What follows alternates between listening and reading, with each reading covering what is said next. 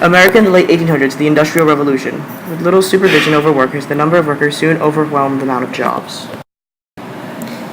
October 1883, O'Donnell, a part-time textile worker, appeared in the front of the Senate looking into labor conditions, explaining the horrible conditions of the poor working class, giving graphic descriptions of child labor, quote, "Whoever has a boy has work, and whoever has no boy stands no chance," going on to further explain the poor conditions he and his family lived in. His children grew ill frequently, and the lack of basic necessities. Workers who saw change from their horrid conditions band together in hopes to pressure their employers for better working conditions, better pay, and a fair treatment in general. The labor movement began during the late 1700s. 1794, it began amongst workers such as Philadelphia shoemakers who formed a trade union to protect their interests. Movement gained momentum. The NLU, in 1886, the National Labor Union was formed, made up of small local unions, pushed for more reasonable working hours of 8 hours. 1872, after 6 years of unsuccessful efforts, the union disbanded. 1869, a more efficient version of the NLU, the Knights of Labor, formed. During the 1880s, led by Terence V. Powderly, the group took in unqualified workers, excluding certain classes such as bankers and lawyers. The group grew rapidly. By 1886, they had 700,000 members. Their motto was, "An injury to one is a concern to all." Also trying for the 8-hour workdays, they stood for all the things the NLU has stood for, including no child labor and equal pay for equal work. Using tactics such as boycotts, negotiation with their employers, and strikes being the most common. Railroad strikes, the first major one, 1877. In protest of pay cuts, railroad workers on Baltimore and Ohio Railroad walked off the job in protest, blocking the rails, spreading through more railroads. Freight trains ended up being stopped for more than a week. Militia was called in for the states being affected. In Baltimore, shots were fired, killing 10 people. In Pittsburgh, 20 civilian casualties and the death of 3 children amongst the 20. Enraged by further actions, became more aggressive. Burning of train property occurred. $4 million of damage was accumulated. The Great Railroad Strike ended when U.S. military was called in. A total of 100 people had died.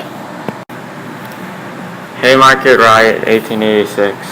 In the Haymarket Square, Chicago, protesting crowds protesting about violent actions the police took on a protest that had happened the day before, and they were attacked with bomb and gunfire. Upon the situation calming down, 11 people died and 100 plus people were left injured. This event led to xenophobia, the fear of foreigners. The xenophobia and the press blowing it out of proportion led to the wrongful conviction of 8 blatantly innocent men. 5 died, 4 hung, and 1 committed suicide. The last 3 were pardoned on 1893 after the election of a new mayor who decided they were wrongly convicted. The American Federation of Labor, following the Haymarket Railroad, employers struck back against organized labor. People who were considered troublemakers due to a previous association were blacklisted. People blacklisted couldn't get jobs.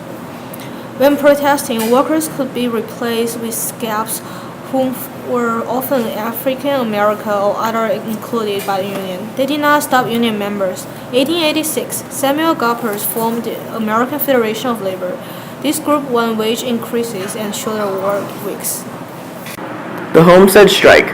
Although progress is being made, the numerous unions conflicts continued. 1892, workers from the Carnegie Steel Company in Homestead were ordered to work faster. In protest, they did not. Upon being locked out, they seized the plant. The company retaliated with a 14-hour gunfight and the deaths of 16 people. The state militia came in to restore order. The Steel Workers Union withered. More unions also suffered setbacks. 1893, the Pullman Company laid a third of their employees and other workers' pay was cut 25%, but their rent pay remained high. Eugene V. Debs led the ARU, American Railway Union. The ARU led a strike upon refusing to stop managed were imprisoned. The rest were blacklisted or fired after President Grover Cleveland called in federal troops. Further struggles were to be made in the future and will eventually grow to success, but the 1800s will stay under the power of big business.